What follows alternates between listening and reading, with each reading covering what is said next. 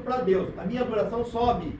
E quando a minha adoração sobe, a presença de Deus se manifesta. E quando ela se manifesta em mim, automaticamente ela começa a se irradiar a partir de mim. Às vezes tem uma pessoa do meu lado que está passando por muita dificuldade, notícias ruins, às vezes está desanimado. E quando eu adoro a Deus, a glória a Deus me manifesta, a pessoa acaba sentindo a glória e sendo alcançada pelo Deus, por esse Deus. Isso é adoração em espírito e em verdade. Em verdade é a atitude do meu coração. Como você chega diante de Deus. Caim e Abel, os dois ofereceram sacrifícios na presença de Deus. O Abel pegou uma ovelha de 1 ano, ela nasceu e ele cuidou dela durante 1 ano. Então ela protegeu, ela alimentou, ele cuidou, e aí ele levou na presença de Deus. O Abel pegou do trabalho dele, que era da terra. Minha pergunta: o Caim não precisou arar a terra? Ele não precisou jogar a semente? Ele não precisou molhar a terra para nascer? Ele não precisou cuidar daquilo para que nenhum animal viesse sapatear por cima, que nenhum animal viesse comer aquilo que ele tinha semeado? Fez. A mesma coisa que o Abel fez com a ovelha, o Caim fez com aquilo que ele estava ofertando. Então o Caim ofereceu do que era dele, o que ele tinha, era da terra. O Caim era da terra e o Abel era das ovelhas. E os dois chegaram na presença de Deus. E Deus não aceitou a oferta do Caim.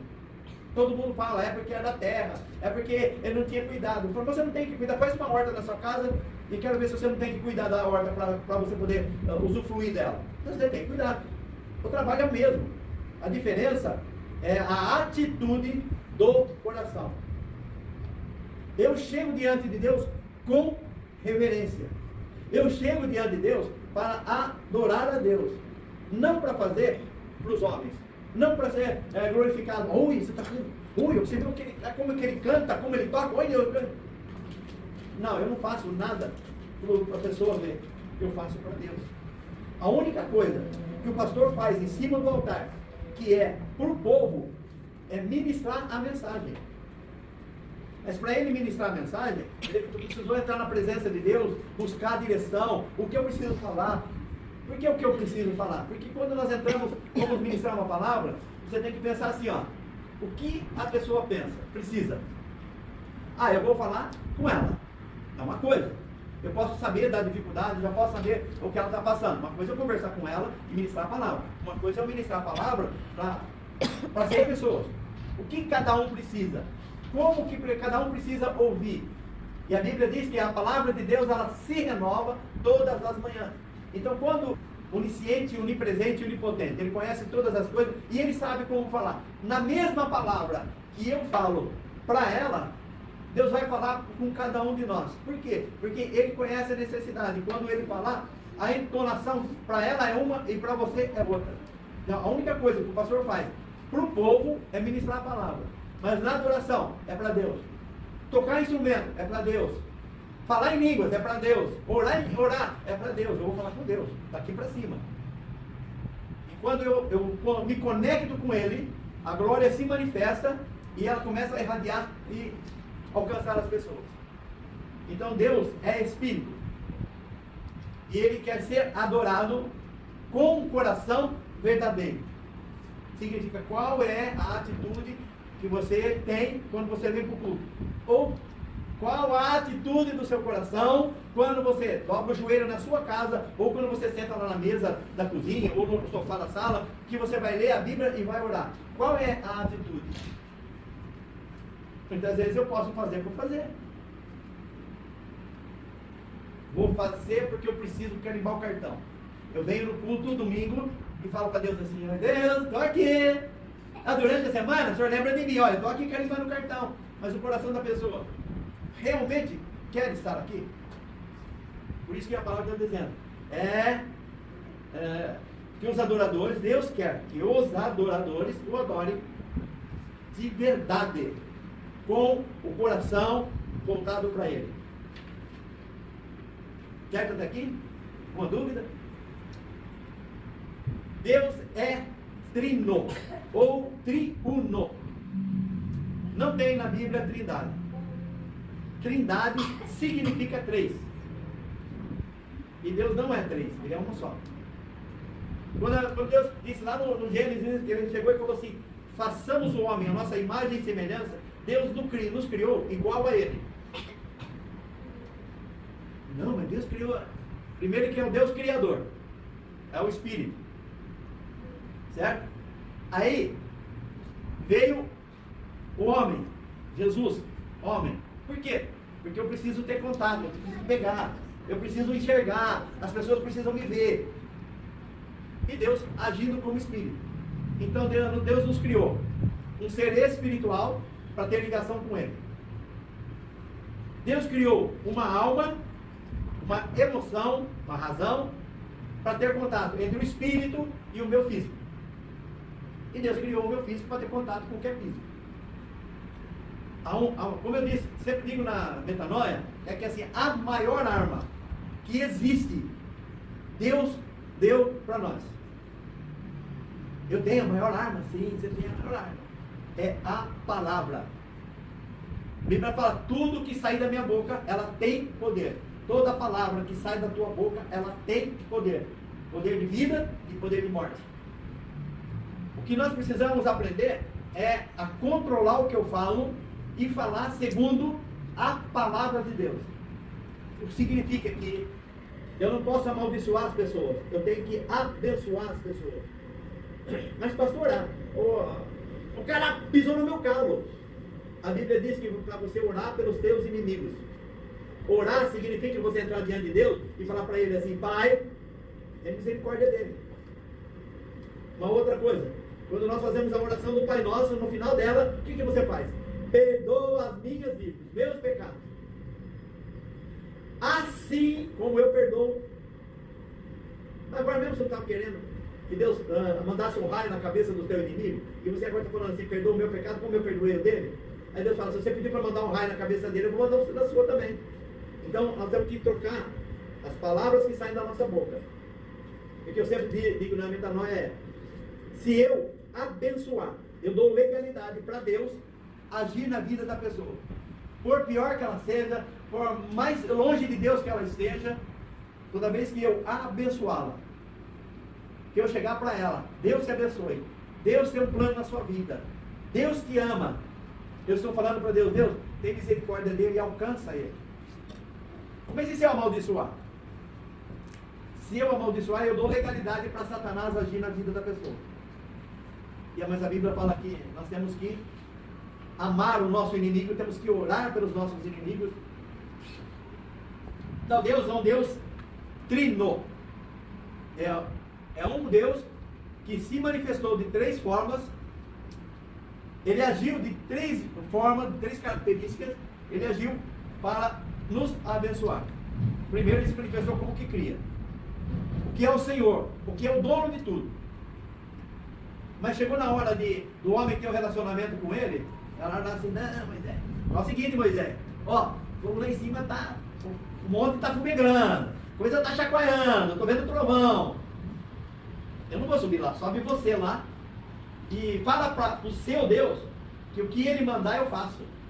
Então, no momento em que o homem deveria se aproximar de Deus, o homem rejeitou de novo a presença de Deus. Então, até Jesus, o homem viveu debaixo da lei, conhecendo um Deus que criou, um Deus que é dono, um Deus que manda, um Deus que castiga. Quando Jesus veio, ele veio e mostrou o amor de Deus para com o homem. Então ele abençoou, ele curou, ele pregou a mensagem do reino, ele trouxe a realidade dos céus para a vida das pessoas. Por quê? É só olhar.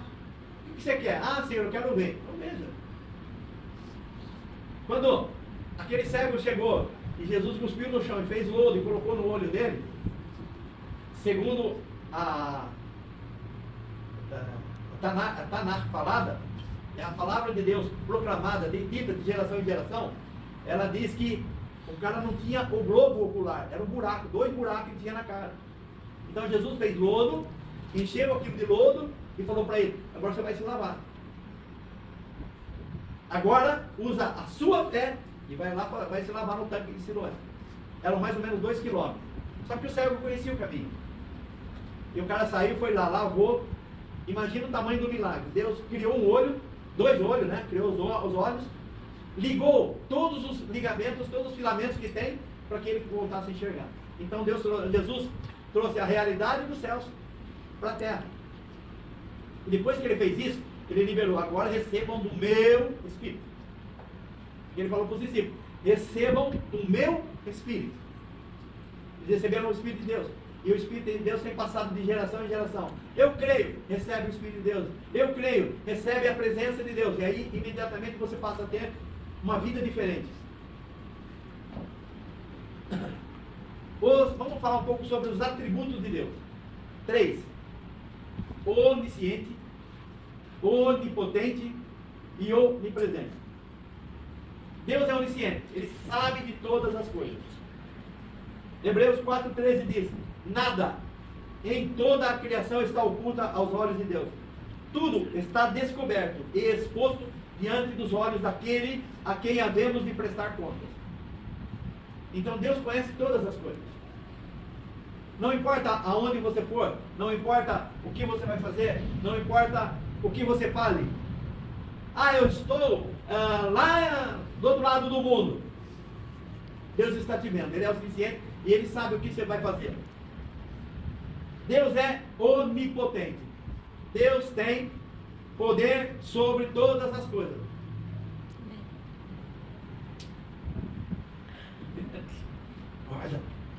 Ele come milho, ele come sementes. O urubu que a gente conhece aqui, esse come carniça, come resto de cadáver. Mas o corvo come sementes, tá? Mas mesmo assim, o corvo come sementes. E como que o corvo pegava a carne e levava carne para o profeta na caverna? Porque Deus mandou. Deus dava a carne na boca do bicho e falava: leva lá. Eu levava.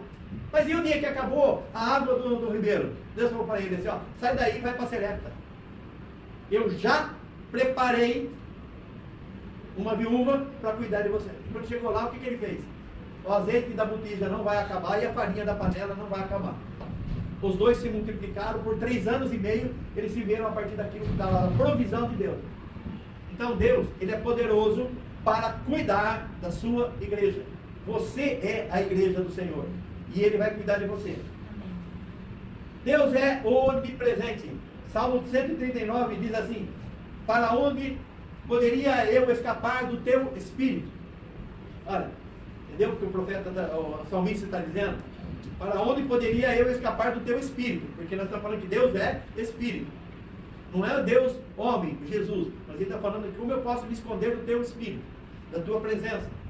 Para onde poderia eu fugir da tua presença? Se eu subir nos céus, lá estás. Se eu fizer a minha cama na sepultura, também lá estás. Se eu subir com as asas da alvorada e morar na extremidade do mar, mesmo ali a tua mão direita me guiará e me sustentará. Então Deus é onipresente, onisciente, onisciente, onipotente. Então nós temos que entender que Deus, Ele conhece tudo, Ele sabe tudo e Ele faz tudo segundo o padrão dele, segundo o que Ele já determinou sobre as nossas vidas. Deus é amor. 1 João diz: quem não ama não conhece a Deus, porque Deus é amor. Nós conhecemos a Deus pelo amor. Como? Deus nos amou e nos resgatou do império das trevas, nos transportou para o seu reino e nos chama de filhos. Você é filho de Deus. Deus, Ele é único. Esta é a vida eterna, que te conheçam, único Deus e verdadeiro, e a Jesus Cristo que enviaste. Deus é único, não tem outro Deus. Ele é perfeito. Tudo que Deus faz é perfeito. Se nós pararmos e vamos olhar, olha a natureza. A semente brota, cresce uma árvore, ela dá o fruto na estação certa. Deus criou as 4 estações: primavera, verão, outono, inverno. Nós estamos no outono. Nós não chegamos no inverno ainda, mas nós estamos no outono. Cada estação, ela tem um propósito. Cada tempo de inverno, pastor, mas o que inverno tem que seja bom para nós? na realidade, o inverno é tempo da terra descansar. É que nós não temos neve. Nós não temos neve. Por isso nós não entendemos muito bem isso, porque nós plantamos de janeiro a janeiro. Mas para aqueles, para a época lá do pessoal que morava lá na terra de Israel, nas terras povoadas da época, havia o inverno com neve. A neve é o tempo da terra descansar. Mas na neve morre tudo. Sim, mas depois que a neve abaixa, as flores começam a brotar tudo de novo e as árvores ficam mais bonitas do que antes. Se você nunca viu, procura imagem na internet a respeito de lá, você vai ver que de repente vira tudo neve. A neve derrete, acaba, aí você vai ver um pouco tempo depois, as flores são tudo elas para fora, brotado, tudo bonita, já soltando suas flores. Isso aí é o tempo de Deus, é o tempo da primavera. Para os pássaros é um acasalamento. Eu falei de manhã, eu sei quando está chegando a primavera, porque na minha casa, na beirada da casa assim, tem uns buraquinhos que cabe, que o pardal entra e faz ninho na beirada da casa. Então quando chega assim, final de agosto, começo de setembro, nossa, mas é uma gritaria, a pastora fica brava, fala para mim assim, eu não quero essa barulheira, esses passarinhos acordando eu 6 horas da manhã. Então, por exemplo, está chegando a primavera, é o tempo de Deus. Então nós temos que entender, Deus criou todas as coisas perfeitas. Outro exemplo, vamos falar do ser humano, do corpo do ser humano. Nós temos muitos órgãos no corpo, muitas células. Todas elas trabalham em harmonia para manter você de pé. E se nós que somos teimosos, às vezes nós comemos alguma coisa que não deveríamos comer, aí dá dor de estômago, aí solta o intestino, dá dor de cabeça, ataca o fígado, dá dor de cabeça. Se nós comermos e o nosso estômago não digerir, deu ruim. Se nós comermos alguma coisa, passar pelo esôfago, chegar no estômago, o estômago entender, eu fizer o trabalho dele, mas o intestino não fizer, a vesícula, o pâncreas e os outros órgãos não fizer a função dele, deu ruim, é um hospital. Mas Deus fez tudo perfeito aqui. Cada parte do seu corpo é programado para retirar as proteínas necessárias, é para fazer o trabalho. A parte do intestino que tira as proteínas para o meu corpo, ela precisa ser digerida. Aonde? No estômago. Mas o estômago sozinho não faz isso. Então Deus criou a saliva, o fluido gástrico, que vai diluir. Então assim, tudo é perfeito. E Deus fala que a ciência nesse final do tempo ia se multiplicar de uma forma tão extraordinária que eu sempre falei sobre celular, computador, né? Mas hoje a gente fala de coisas assim de avanços muito maiores. Tipo, uma mãe fica grávida, uma mulher fica grávida. Aí os homens fazem o exame e descobrem que a criança com 3 meses dentro do ventre da mãe não é uma criança formada, é uma criança que está em formação, dentro do ventre da mãe. Com 3 meses, aí o médico faz exame e fala assim, olha, mãe, seu filho tem um problema de coração. 3 meses. Vamos esperar nascer para a gente operar? Não. Hoje, eles operam o feto com 3 meses dentro da barriga da mãe. Isso é a ciência que está se multiplicando. Isso é conhecimento e graça que Deus tem derramado sobre o homem para ele executar.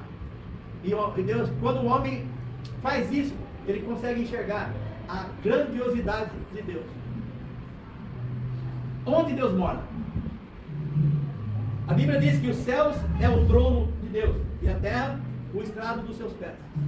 Que espécie de casa vocês me edificarão? É esse o lugar do meu descanso? Isaías 66. Onde Deus habita? Deus não habita em templo feito pela mão do homem. Onde Deus habita? Em nós. Aonde Ele está? Em todo o universo. Tudo está dentro de Deus e Deus controla todas as coisas. Amém? Amém. Antes de encerrar, porque o nosso tempo já foi. quero ensinar uma coisa para você guardar. Em hebraico a palavra amém. Em hebraico é El Melech Ne Eman. El Melech Ne Eman. Que significa Deus, meu rei, em quem se cumpre todas as promessas. Não é assim seja. Ou assim seja, cumpra-se em mim essa palavra. Não. Quando eu digo amém.